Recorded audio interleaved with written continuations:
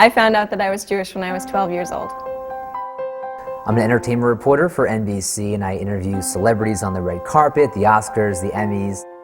I came back from my birthright trip and I felt rejuvenated and I felt inspired, but there was nothing there for me to connect to. Giving to charity wasn't something that was important to me at all, and now philanthropy is an extremely integral part of my life. My dad's Dominican, my mother's Jewish. Guess you could call me a Jew-Minican. I always felt connected to being Jewish, but I didn't know how to fulfill that connection. A friend of mine sent me an email about the Bar and Bat Mitzvah program at the JEC, and it was basically Judaism for dummies, and that's exactly what I needed. I really wanted to learn what it meant to be Jewish, and up until that point, I always felt like I should know this stuff, but I don't know it, and it was almost too late to learn about it. The Bar and Bat Mitzvah program was really great for me because every week you would deal with some part of Jewish life so that you could feel comfortable with it. So this is your international Jewish passport to any Sabbath table in the entire world. What are the Jewish holidays and why do we celebrate them? And how do we celebrate them? The Jewish wedding, and you would understand that, and that for me was like such a relief that here I'm not going to have to go to my first Jewish wedding and be terrified, you know, of doing something wrong or not understanding. Rabbi Lawrence, who works at the JEC, was also amazing. He's hilarious, so the classes were really engaging. I think one of the hardest things about drawing people to a Jewish organization is the fact that we have so many other things drawing us elsewhere. For me, the JEC has kind of realized that. The JEC really makes this a cool experience. They have amazing parties, Purim parties, loft parties, rooftop parties. It's something that I could bring anyone to. People that I can drag out of the club and actually bring to a Jewish event and be like, this is just as good as anything else, if not better. I mean, the JEC is now like a middle ground between college and getting married and having kids. I saw a flyer for a Reloaded trip to Israel. Our Reloaded trip was one of the most powerful, inspirational things that I have ever done. What I enjoyed most about the trip was the fact that these things have been there for thousands of years, and Israel and the Jews have fought so hard to keep it. Learning about all of these customs and learning about all these historical things that we saw was just amazing. My numerous visits to the Kotel on my Reloaded trip, I realized that I wasn't an outsider to my religion. I came back from the trip and I said, now what? I'm interested, I'm engaged, I'm intrigued. You've taught me Hebrew words, you've taught me prayers, you've taught me culture, and how am I going to grow that?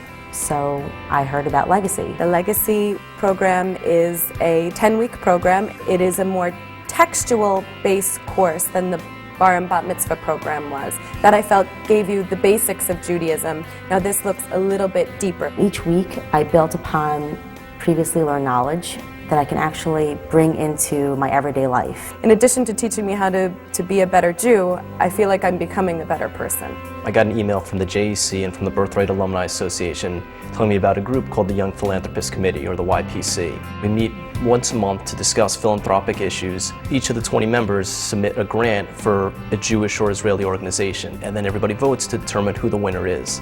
I nominated an organization called Meir Panim, which is a fantastic group which runs food shelters, it runs a battered women's shelter, they provide vocational training, they have a children's center, all throughout Israel. Everybody voted, and they ended up voting for Meir Panim, which I really felt great about. During one of the dinners that we had with Rabbi Yaakov Deo, he's a great guy, he was talking about how tzedakah, according to Jewish law, doesn't mean charity, it means justice. And I always thought that tzedakah meant charity.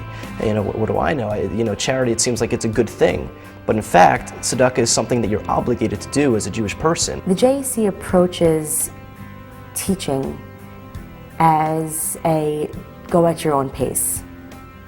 We're not going to judge you, we're not going to push you, we're going to give you the tools that you need to get there. Now I know the meaning behind the Western Wall. I know what my homeland feels like now. I never expected to know what it was like, and now I know. In July, I'm going on my Legacy trip, and I'll be extending for a year and staying in Jerusalem to continue to learn with my boyfriend.